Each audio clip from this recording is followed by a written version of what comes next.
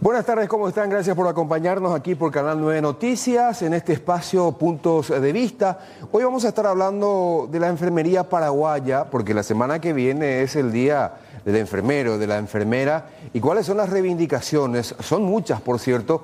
Es un sector que desde hace bastante tiempo viene denunciando inequidades, desigualdades, por sobre todo en la carga horaria, como así también en la asignación, en el salario mensual. Pero en instantes estamos con eso, porque hoy, a la entrada, al inicio del programa, vamos a hablar de lo que fue hoy la primera misa del nuevo Papa, de León XIV, del cardenal Robert Prevost Martínez.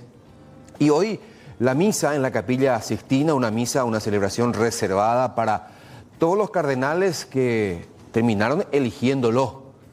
¿Y qué dijo, entre otras cosas, en su homilía? Algunos puntos llamativos de lo que fue esta celebración litúrgica. Por ejemplo, y ya lo veíamos en distintas imágenes, utilizando el zapato negro, el mocasín negro, porque todo papa, según el protocolo, debe utilizar el zapato de color rojo. Sin embargo, optó por utilizar el negro, como lo hizo su antecesor, Francisco. Y también, en la misa de esta mañana, bien temprano, hora paraguaya, dejó que dos mujeres, las dos únicas mujeres que estaban en esa celebración, en esa misa, hicieran la lectura de la palabra, las dos lecturas. Bueno, les decía, ¿en qué se enfocó la homilía del Papa? Se dirigió en su primera misa a los cardenales, como decíamos en la Capilla Sixtina, pidiendo que vayan a misionar en las zonas periféricas, en las periferias del mundo, porque en la actualidad son muchos los contextos en los que la fe cristiana se reduce a lo absurdo, algo para personas débiles y poco inteligentes. Que vayan a misionar en zonas donde la fe es ridiculizada, es puesta en dudas por gente que prefiere el dinero, el poder y el placer. Y hablando del Papa León XIV, quiero hablarles de dónde vivirá el Papa, el nuevo Papa. Y según distintos medios de comunicación, su decisión puede dar indicios sobre su pontificado. Dice este reporte que la elección de la residencia del nuevo Papa León XIV ha generado una gran expectativa entre fieles y analistas. A sus 69 años, el misionero norteamericano enfrenta una de las primeras decisiones simbólicas de su pontificado. ¿Optará por el Palacio Apostólico o mantendrá lo que mantuvo, valga ese juego de palabras, su antecesor Francisco, eligiendo un lugar más sencillo como la Casa de Santa Marta? Aunque la elección pueda parecer de poca relevancia, tiene un impacto profundo en la imagen que el nuevo pontífice desea proyectar al mundo. Tal decisión no depende solo de la preferencia personal del nuevo Papa, sino también de factores logísticos, oportunidades y la organización interna del mismo Vaticano. La Casa de Santa Marta, o Domus Sanctae Martae, como se conoce formalmente, ha sido un emblema de simplicidad desde su inauguración en 1996. A ver, ¿cuál es la agenda próxima del Papa León XIV? Mañana mantendrá una reunión con todos los integrantes, con todos los que conforman el colegio cardenalicio, no solamente aquellos cardenales menores a 80 años y que formaron parte de este cónclave que terminó el día de ayer, sino también aquellos cardenales, aquellos purpurados que superan los 80 años de edad. Luego, eso mañana sábado, el domingo va a presidir el Ángelus, la misa del Ángelus, misa que se postergó ya hace bastante tiempo, sobre todo a causa de la internación en el sanatorio, el Hospital Gemelli, del Papa Francisco. Esa misa tradicional se había suspendido, obviamente. Después, el lunes, mantendrá una reunión, una conferencia de prensa con todos aquellos periodistas que estuvieron ahí en Roma, en el Vaticano, siguiendo de cerca el resultado de este cónclave. Después, probablemente no va a responder centenares de preguntas, probablemente una decena, digamos, siendo generosos. Después, el viernes 16, recibirá el cuerpo diplomático. Y ese domingo 18 de mayo va a oficiar la misa de consagración como papa.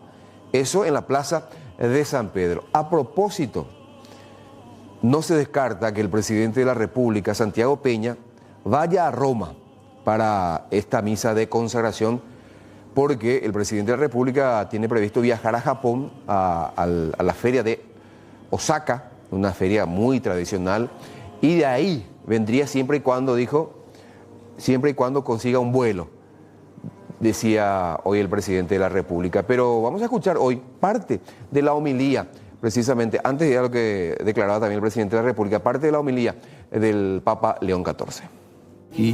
Hoy también son muchos los contextos en los que la fe cristiana se retiene una cosa absurda, algo para personas débiles y poco inteligentes, contextos en los que se prefieren otras seguridades distintas, como la tecnología, el dinero, el éxito, el poder o el placer.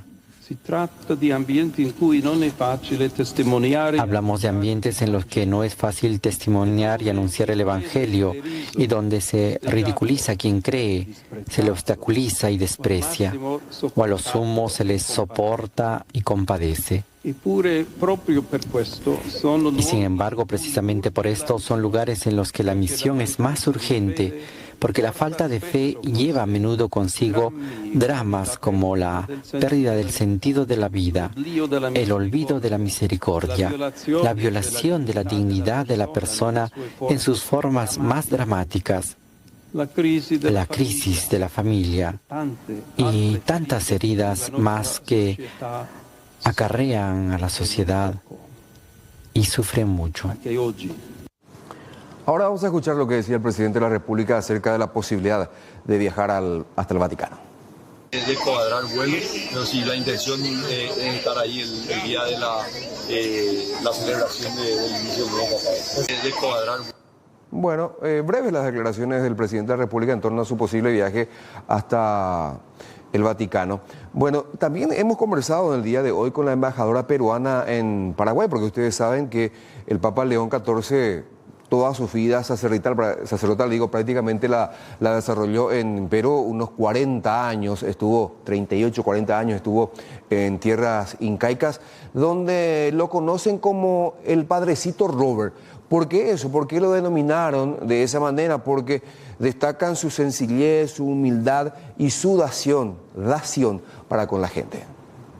Estamos muy contentos, yo creo que no solamente en el Perú, sino en toda Latinoamérica. Bueno, no solo Latinoamérica, también en Estados Unidos, porque el Santo Padre es de nacionalidad norteamericana y también peruana. Llegó jovencito a Chulucanas, en Piura, y después fue a Piura, ha estado en Chiclayo. Generalmente el tiempo mayor lo pasó en Chiclayo. Luego ha estado en Trujillo, ha estado en Lima, en el Callao, pero básicamente Chiclayo, su Chiclayo del corazón, como dice. Y él lo recordó también. Y lo recordó con todo el corazón del mundo. Él quiere más Chiclayo porque ha pasado los últimos años en Chiclayo, pero también está Piura, está Trujillo, está mismo Lima. Es una persona buena, que es muy querida por todos los peruanos. El compromiso yo creo que va a ser el de su vida. Su vida ha sido un compromiso social permanente, ¿no? Y el nombre de León lo dice, porque León XIII justamente se ocupaba y su principal prioridad era los obreros, por ejemplo, la sociedad en su conjunto. Entonces yo creo que va a seguir con la misma línea de trabajo que ha tenido toda su vida. Bueno, lo que decía la embajadora peruana en nuestro país, destacando, porque hay que decir, entre idas y vueltas, el Papa León XIV estuvo, decíamos, hace 38, 40 años en distintas regiones del Perú, y por eso es que en el 2015 se decidió nacionalizarse peruano, y de hecho eso es destacado por las autoridades peruanas, que incluso después de conocerse su designación como el nuevo sumo pontífice, alardeaban mostrando su documento de identidad, incluso el documento que le habían otorgado al momento de la nacionalización. Son las 19:14, estamos haciendo puntos de vista, hacemos la primera pausa. Esta semana el ministro de Economía y Finanzas, Carlos Fernández Valdovinos, pedía e incluso anunciaba que los precios del crudo, el precio del crudo está bajando considerablemente, que las condiciones están dadas para reducir los precios de los distintos combustibles, al menos aquí en Paraguay, y decía, palabras más, palabras menos, ojalá que Eddie, por el presidente de Petropar, me escuche. Recordamos esas declaraciones del ministro, después vamos a compartir la respuesta del titular de Petropar. El precio de muchos de los commodities cayeron y el precio de los combustibles a nivel internacional cayeron significativamente. Están por debajo de los $60, estaba mirando ahora que básicamente el barril de petróleo está en 58, 57, $58. Hace mucho tiempo que no se tiene eso. Por tanto, yo creo que es hora de que Eddie se siente con su equipo a ver qué le vamos a dar a la ciudadanía y esperemos. Él te lo va a decir, ¿verdad? Yo soy ministro de Economía, pero yo por lo que veo, las condiciones son muy favorables para tener un combustible un poco más barato. Ojalá que Eddie me escuche, ¿verdad? Por ahí, cualquiera de las dos cámaras, y que Eddie realmente baje finalmente el precio de los combustibles. La ciudadanía se merece un menor precio de combustible. Creo que Argentina incluso bajó 4% en estos días. Por supuesto, siempre hay posibilidades de reducción, pero ¿qué le respondió el titular de Petropar, Eddie Jara, a esta propuesta, sugerencia del ministro de Economía? Del país tiene entre 2 a 3 meses de stock. No tiene una canilla que se abre y sale el producto terminado que acaba de producir. Viene con 3 meses. Entonces nosotros siempre estamos manejando la información de cuál es el precio actual de nuestro producto almacenado. Entonces, evaluando eso, porque hay que ser responsable, nosotros no podemos ir, porque hoy bajó mucho en el mercado internacional el precio, salir a hacer un ajuste de precios inmediatamente. ¿Por qué? Porque tenemos un stock que compramos que hace 2 meses, hace 1 mes, hace 2 días. Entonces, ese promedio de costo nos dice cuál es el valor que nosotros nos permite vender, a qué precio nos permite vender. No obstante eso, esa es un poco la explicación de por qué no es tan inmediato. Así también, cuando sube mucho, nosotros en Petropar, y eso quiero que recuerden, que nosotros en Petropar, cuando muchos quieren subir, nosotros tenemos que margen. Por la misma razón que estoy explicando. Subió hoy, pero nosotros tenemos stock de hace 3 meses, donde el precio era más barato. Entonces, nosotros también le cuidamos mucho a la ciudadanía cuando no aumentamos el precio cuando otros están pidiendo que así ocurra. Entonces, hay que ser muy responsable cuando se maneja una empresa con un producto estratégico como el derivado del petróleo. Dicho esto, nosotros estamos trabajando, y ayer después de la reunión que tuvimos con los colegas, nos reunimos con el presidente de la República y nos pidió unos números que le tenemos que presentar, y una vez que le presentemos eso, se informará a todos sobre las decisiones que se tomen. Entonces hay posibilidad. Siempre hay posibilidad, porque nosotros vinimos para cuidar el bolsillo. Este gobierno, el gobierno de Santiago Pica del país, tiene entre 2 a 3 meses. Siempre hay posibilidad, obvio que siempre hay posibilidad, pero por ahora no, porque bien, ya lo explicaba Eddie Jara, seguimos teniendo el stock de combustible que compramos con el precio anterior, o sea, un precio alto. No porque un día haya bajado de manera considerable el precio del crudo, nosotros tengamos que bajar automáticamente el precio de los combustibles, decía Eddie Jara. Hay que esperar entonces que haya una nueva reposición del stock de Petropar y a ver si viene con un precio diferenciado, un precio reducido, para que tengamos precisamente esa reducción del precio de los combustibles. Atención, gente, porque están alertando, están mencionando que los datos de al menos 5 millones de paraguayos están ahí ofertándose en la dark web. ¿Eso qué sería? En un foro de estos hackeadores. Antes de ir al comunicado, Iván, vamos a dar el dato en sí, porque hablan de que los hackeadores se alzaron con al menos 5.5 millones de registros personales de paraguayos. ¿Y qué tipo de datos se habrían quedado estos hackeadores? Por ejemplo, con nombres y apellidos, números de documento de identidad, correos electrónicos y números de teléfono, direcciones e incluso con toda la información familiar de cada persona. Esta información fue reportada por la cuenta especializada en seguridad digital Fenixo a través de la red social X, antes Twitter.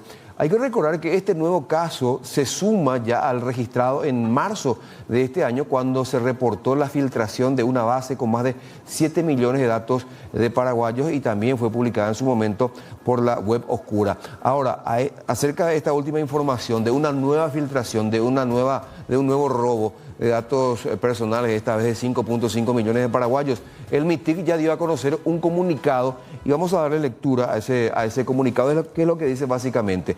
Respecto a publicaciones en redes sociales y foros sobre una supuesta venta de datos personales de ciudadanos paraguayos, se informa que el equipo especializado del CERT Paraguay activó desde la mañana del 9 de mayo, o sea, no es una información nueva, recién ahora está saltando de que nuevamente robaron, hackearon datos personales de miles de paraguayos.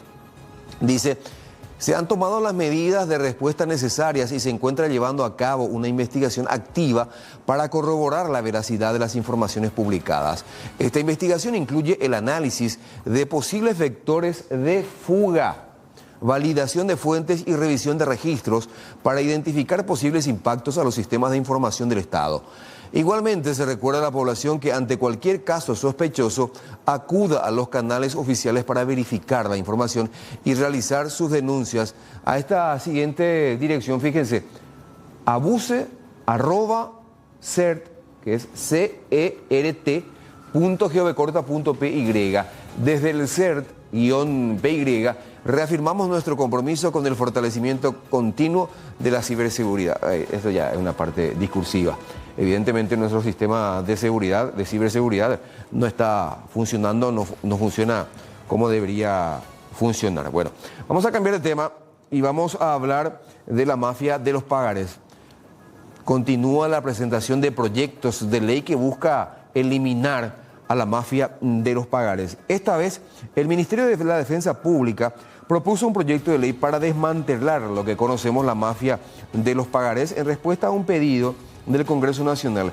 La iniciativa busca garantizar la protección de los derechos humanos y los intereses de las comunidades afectadas por prácticas abusivas. Entre sus medidas principales contempla la creación de un registro nacional de créditos y una oficina de registro de créditos bajo la Dirección General de los Registros Públicos, con el fin de promover la transparencia en la gestión crediticia y prevenir abusos contra trabajadores y ciudadanos común. Además, la Defensa Pública, en conjunto con la Defensoría del Pueblo, está recopilando información sobre funcionarios públicos cuyo salario está gravado por embargos ilegales, solicitando listados a instituciones públicas. También está promoviendo acciones legales como nulidades procesales y medidas cautelares para proteger a las víctimas de embargos ilegales. A ver, vamos a empezar a enumerar. Por ejemplo, ahora el Ministerio de la Defensa Pública presentó un proyecto de ley. Esta semana también la Corte Suprema de Justicia anunciaba la presentación también ante el Poder Legislativo de un proyecto de modificación de al menos 4 artículos del Código Procesal Civil para justamente también combatir a la mafia de los pagares.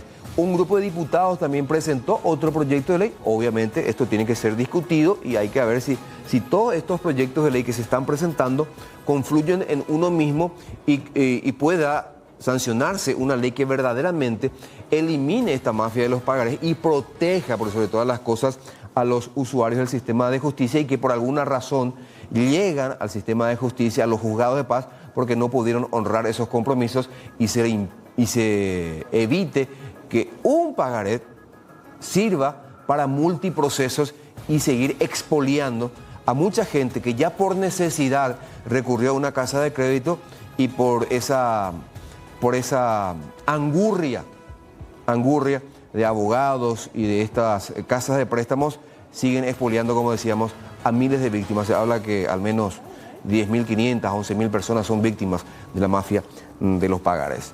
Vamos a cambiar de tema y vamos a hablar de los senadores. Fíjense, debido a que vamos a tener 2 días feriados, 14 y 15 de mayo, el miércoles y el jueves, el Senado adelantó la sesión habitual, la sesión ordinaria de los miércoles al día lunes, que va a ser una sesión extra. Lunes 13 de mayo, a partir de las 13:40, con 20 minutos de tolerancia. Además, ese mismo día, pero en horas de la mañana, a partir de las 9:30, se llevará a cabo una reunión de la mesa directiva con la presencia de la ministra de Salud Pública, a pedido del senador Enrique Salim Busarquis. Después, a las 12, se realizará una reunión de la Comisión de Lucha contra la Mafia de los Pagarés, antes de la sesión extra, como decíamos, del lunes. El presidente del Congreso, Basilio Núñez, informó sobre estos cambios y actividades para asegurar la continuidad del trabajo legislativo durante esa semana. ¿Por qué o para qué fue convocada la ministra de Salud Pública, María Teresa Barán, ante la mesa directiva del Senado para brindar explicaciones acerca de la supuesta existencia de una mafia también, pero de los tomógrafos, porque Enrique Salim Busarquis, senador liberal, había denunciado que en su recorrido por los distintos hospitales públicos comprobó que muy probablemente personal de blanco, en confabulación con responsables de sanatorios privados, hacen que algunos tomógrafos y algunos equipos especializados no sean instalados o sean desconectados o simplemente dañados, para que esa persona que va a consultar, va a hacerse estudios especializados en un hospital público, termine yéndose al sector privado y pagando millones de guaraníes. 21 grados la temperatura del momento, una temperatura bastante agradable. Para mañana se prevé también una jornada muy agradable, cielo espléndido, aunque no se descartan todavía las lluvias en lo que va de esta noche, pero para mañana, el domingo, incluso el lunes, se prevén jornadas sumamente agradables y con cielo espléndido. Tenemos que hacer una nueva pausa. Ya en instante está con nosotros, nuestra invitada para hablar de los reclamos, las reivindicaciones del sector de la enfermería. Estamos de vuelta aquí en Puntos de Vista, 19:35 minutos. Decíamos que vamos a hablar de la enfermería porque el lunes es el Día Internacional de la Enfermería, y qué mejor para hablar de este tema que invitar a una mujer luchadora que hace bastantes años viene luchando, reclamando mayores reivindicaciones, mayores beneficios para el sector de la enfermería en nuestro país. María Concepción Chávez, ¿cómo estás? Buenas noches, gracias por venir. Buenas noches para vos y un saludo también a la audiencia. A ver, ¿cuáles son los cargos que hoy ostentás? Porque ahí me estabas comentando que sos presidenta de una organización internacional. Sí, bueno, actualmente sigo siendo asesora permanente de la Asociación Paraguaya de Enfermería y actual presidenta de la Federación Panamericana de Profesionales de Enfermería, una organización internacional que nuclea a 20 países de Latinoamérica y Caribe. Primera vez que el Paraguay preside esa organización tan grande. Bueno, eso significa mucho compromiso también y también mucha expectativa, porque ellos nos ven como una organización que ha avanzado mucho y que ha logrado mucho. ¿Hace cuánto tiempo, María Concepción, en el gremialismo? Bueno, en el gremialismo creo que por lo menos un poco más de 20 años. Fui algunos años presidenta del Sindicato de Enfermeras del Hospital de Clínicas, luego fui presidenta, como 7 años estuve en clínicas presidiendo, sindicato, asociación, luego la Asociación Paraguaya de Enfermería en 3 periodos y por lo menos más de 25 años. Y actualmente llevo 3 años, en la pandemia asumo en la conducción de la FEPEM y estamos en eso trabajando. Y dentro del trabajo propio, yo sigo trabajando a nivel laboral también y un poco en la docencia. Ah, mira, la docencia sí, la también. docencia también, sí, en la Universidad Nacional de Asunción. Qué bueno, qué bueno. Ahora, vayamos a nivel local y para después hablar un poco acerca de la enfermería a nivel internacional, ¿verdad? Sí. Yo siempre estoy escuchando reclamos, siempre vemos, por supuesto, movilizaciones del sector de la enfermería, reivindicando y reclamando, por ejemplo, un horario laboral más acorde, incluso con el salario que percibe el personal enfermero, ¿verdad? Hoy en día, ¿cuánto podría ganar un enfermero y lo que se conoce como licenciado o licenciada en enfermería? Bueno, la enfermería paraguaya ha luchado muchísimo para tener ciertas reivindicaciones y nosotros somos una de las primeras profesiones que tiene ley de ejercicio profesional que regula un poco la profesión, ¿verdad? Que Eso protege también al paciente, a la institución, al profesional, para una práctica más segura. Y por lo tanto, eso regula también nuestra carga horaria. Pero la mayor dificultad no es solamente la carga horaria, sino el gran déficit de personal de enfermería que hay en el país, ¿verdad? Que está en calidad de trabajador, porque tenemos también un alto índice de desempleo, tenemos mucha gente joven, egresada, que hoy está en situación de desempleo. Y ¿Por qué luego, eso? hace 2 años. Y bueno, por la falta de rubros y por la falta de inversión en recursos humanos. Hoy, por ejemplo, terminamos 2 días de trabajos de investigación en el Hospital de Clínicas que hace el mismo profesional y se demostraba en una de las investigaciones el gran déficit que hay en las salas, ¿verdad? ¿Hay un registro de cuántos enfermeros y enfermeras están trabajando hoy? Sí. Ya sea en el sector privado como público. Y bueno, en el sector público lleva prácticamente el 90% del personal, porque el sistema privado es pequeño en nuestro país, la gran cobertura lo tiene el sector público, ya sea Ministerio, IPS, clínicas, y hay un total de un poco más de 12.000 enfermeras. Hoy la otra ley que tenemos es la Trabajando.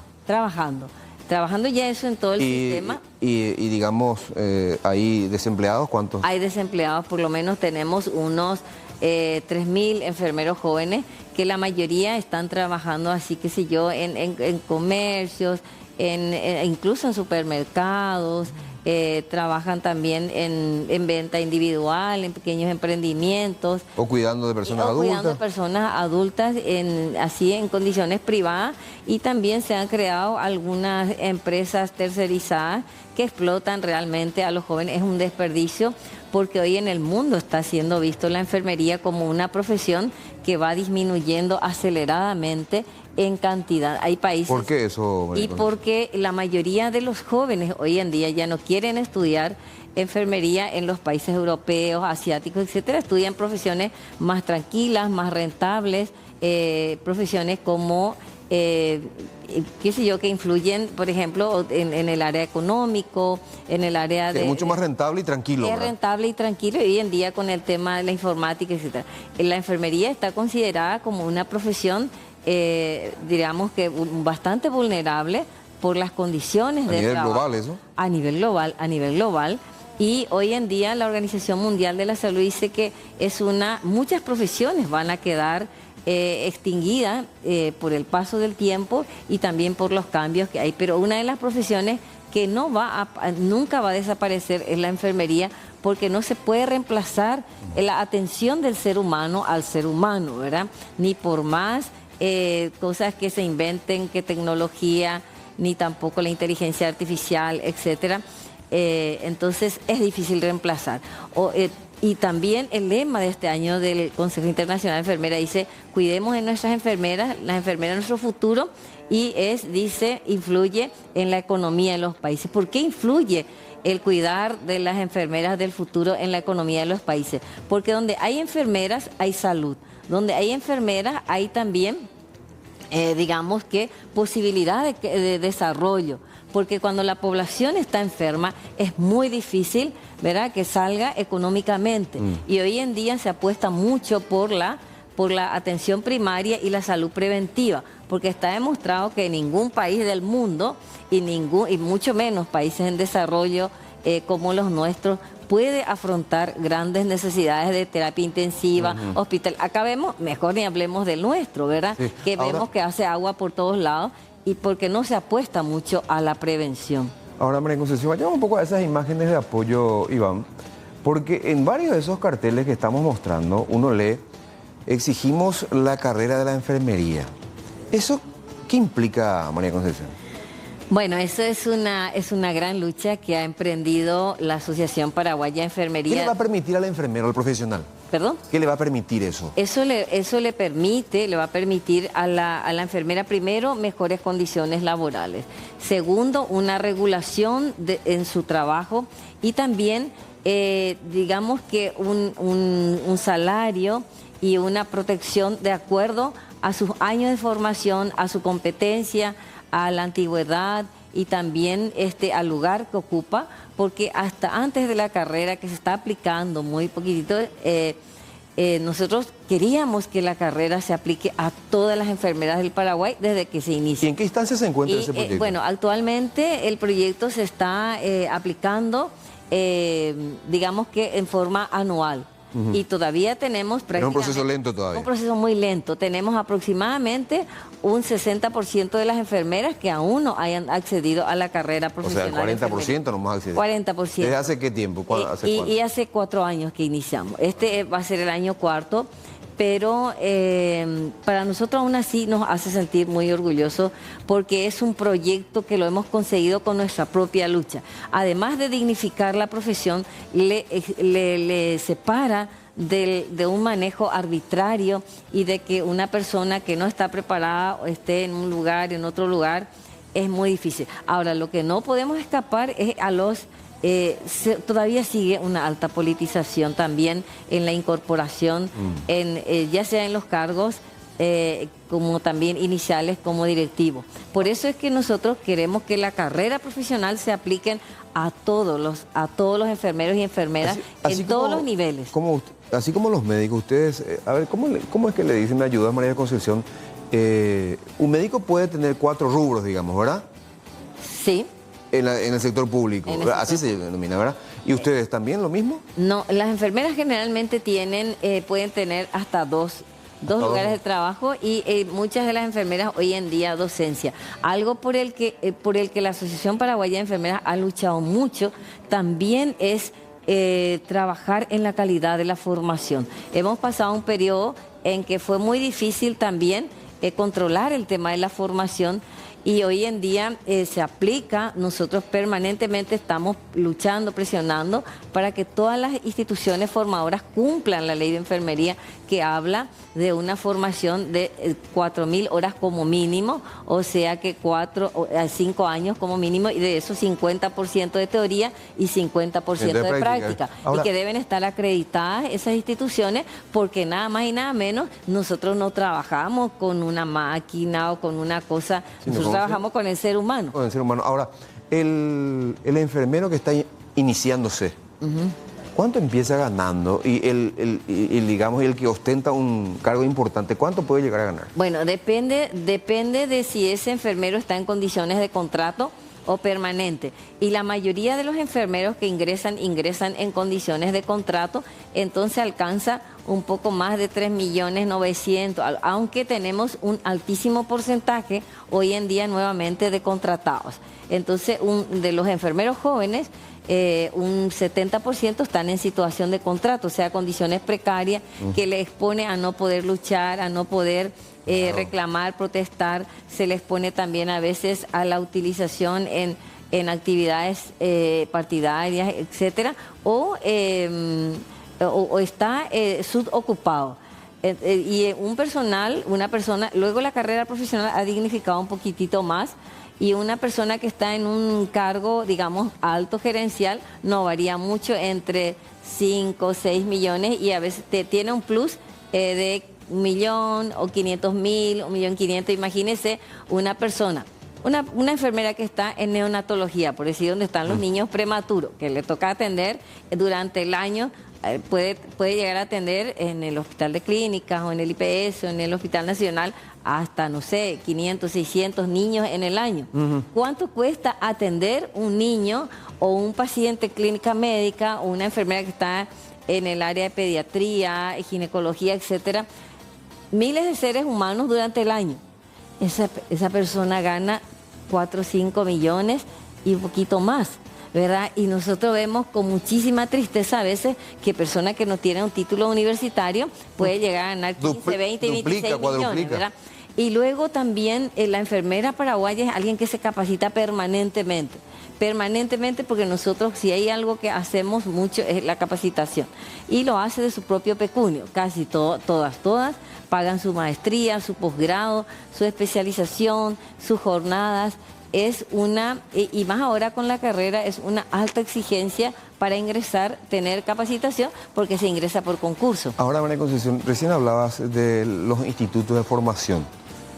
Ustedes como gremio, decía, nosotros insistimos en el cumplimiento de la carga horaria, 4.000, hablabas, pero ustedes in situ van, verifican, o ustedes directamente con estas instituciones de control de la formación son los que mantienen contacto para ver si esa o aquella cumple con las exigencias. Nosotros venimos luchando varios años, pero tuvimos unos años de mucha más aún lucha porque se precarizó mucho. Sí. No te olvides que los dueños de las instituciones de formación no son cualquier persona, son generalmente personas vinculadas a la política, al poder económico, el poder político, entonces tienen mucho poder. Pero hoy en día, afortunadamente, hay un fuerte trabajo que están haciendo los gremios, el nuestro en particular, con el CONES, con la ANEAES, con las universidades, con las organizaciones, a fin de que se cumpla la carga horaria en la formación y sobre todo la carga horaria en la práctica. Algo fundamental para un estudiante de enfermería es la práctica profesional. Y nosotros en nuestros países todavía se hace una práctica directamente con los seres humanos, ¿verdad? No solamente en nuestra profesión, todas las profesiones de salud hacen una práctica, pero con tutores, y es algo que vamos luchando, vamos peleando día a día para que... ¿Hay espacio para que los enfermeros, los estudiantes vayan a practicar? Porque hay un problema serio también con los miles de estudiantes de medicina, que no hay suficiente espacio como para las prácticas. Enfermería tiene todavía espacio. Tiene espacio porque no es una profesión sobreabundante. Aunque hay muchas instituciones que lo forman, todavía hay espacio. Aparte hay mucha solidaridad dentro del ambiente de enfermería para ir formando y orientando a los jóvenes, porque nosotros decimos, bueno, mañana esa persona la que me va a atender a un ser querido, y hay algo que tenemos, las que estamos pasando ya de la profesión al descanso, hay algo que tenemos miedo y decimos, y bueno, ¿y cómo me va a atender esta persona? Todos tenemos que tener una precaución en eso, pero realmente el salario es bajo en la profesión. Nosotros hemos logrado pasos, hemos avanzado, pero no es lo adecuado. Imagínate cuánto cuesta atender tu vida, por ejemplo. Y cuando una persona llega, lo primero que quiere es que le atienda a una persona que posea conocimientos, que tenga seguridad, que esté bien. Que te ofrezca calidad y calidez. Claro, no una persona que está preocupada, desesperada porque no tiene para pagar su luz, no tiene a quien dejarle su hijo, no tiene para su cena. Hay hospitales que donde la enfermera llega en la noche, no, se acabó la cena, no se le puso la cena, los domingos no hay almuerzo, la comida es bajísima calidad. Entonces, aún así, la enfermera es una persona heroica y es una persona realmente, y el enfermero, hoy hay varones muchos en la profesión, entonces es una persona que da su vida por otras personas, ¿verdad? Lo primero, y hoy en día también hay muchísima exigencia, hay mucha violencia en el sector de los trabajadores de salud de parte, porque el ambiente es hostil, el ambiente es demandante y es violento, porque se van los usuarios, no hay medicamentos, no hay insumos, no hay equipo, hay poco personal, no le alcanza. Y entonces, a eso quiero ir. ¿Por quién remata primeramente? Por el enfermero, porque sí. El enfermero es el que siempre está. El primer rostro de la atención es el enfermero, la enfermera. Aparte, el profesional que un 70% de su tiempo es atención directa, sí, es el enfermero. No puede decir, bueno, me voy un poco allá, lo otro, o vengo a atender, o si viene, no viene, no hay problema, ¿verdad? Como otros profesionales. Enfermería tiene que estar ahí. Imagínate si tú tendrías que cubrir, en vez de una persona, a 5 personas, ¿verdad? En la cámara, la entrevista, la limpieza, etcétera, etcétera. Entonces, cuando te toca hacer algo, ¿cuánto tarda? Entonces, asimismo, los sistemas de salud, los gobiernos deben cuidar es mucho la dotación, porque si yo estoy teniendo, en vez de 4 pacientes, 8 pacientes, eso por supuesto que tarda para que le alcance al siguiente o para que haga todo el procedimiento. Y eso va contra tu seguridad. Y esa sobrecarga te puede llegar a cometer un error, porque si vos tenés todo un pabellón a tu cargo, Sí. tenés que estar muy atento a lo que vas a aplicarle a ese enfermo, Ajá. que es un medicamento totalmente distinto al resto. Al resto, tiene, hoy en día... Y por eso requiere mucha Hoy concentración. en día nosotros trabajamos muchísimo con los protocolos de seguridad del paciente, ¿verdad? Y se trabaja y se le capacita eso al personal. Pero también está, por ejemplo, la higiene. Yo voy a pasar de un paciente a otro, tengo que lavarme bien la mano. Eso lleva un tiempo, ¿verdad? No puedo ir con la mano, que sacar el guante, volver a poner. Eso lleva su tiempo. Por eso, hoy en día, los organismos internacionales dicen que uno de los profesionales que más hay que cuidar en el mundo y que hay que trabajar, y los países, sobre todo los países pobres o los países de América, deben mezquinar, porque costó mucho formar ese profesional, porque no solamente el que vaya a la facultad, esa persona fue a una escuela pública, a un colegio público, y eso demandó dinero del Estado, de un país, y luego a la universidad. Eso es un dinero invertido, y en vez de quedar a mi país, a Paraguay, a Uruguay, a otro, va a otro país porque le ofrece mejores condiciones, claro, o garantías. Un ejemplo claro es ese gran número de profesionales enfermeros que migró a Italia, por ejemplo. Ahora hizo bien ponderado. Ahora estamos teniendo nuevamente un auge de migración en Italia. Sí, fue todo un grupo de neonatólogos de una institución. Fueron como 30, imagínense cuánto cuesta formar un especialista, 10, 15 años. Y ahora Alemania viene con toda una empresa, 2 o 3 que dicen, queremos llevarle, nosotros le vamos a pagar el estudio del idioma, y algunos dicen, no, pero tengo a mi esposo, le llevamos a tu esposo, le conseguimos trabajo, y tu hijo, le llevamos, quieren llevar a la familia entera, porque imagínate qué cantidad de población tiene Alemania, que tiene una población envejecida. Sí, qué por supuesto. Bueno, María Concepción, sabes que en televisión el tiempo es tirano. Que no pude llegar un poco No te preocupes, cada quien tiene sus compromisos, por supuesto, y este tránsito también que nos ralentiza todo. Bueno, en nombre tuyo, felicitaciones a todos los enfermeros y enfermeras el próximo lunes por el Día Internacional de esta noble profesión, y ojalá que con el tiempo, lo más breve posible, vayan consiguiendo todas esas reivindicaciones para, como decías, mantener a todos nuestros profesionales aquí en Paraguay, y que vayan prestando también una mejor atención para nuestros pacientes. Y quiero desearle entonces feliz Día de las Enfermeras a todas las enfermeras del Paraguay, en todos los niveles que están,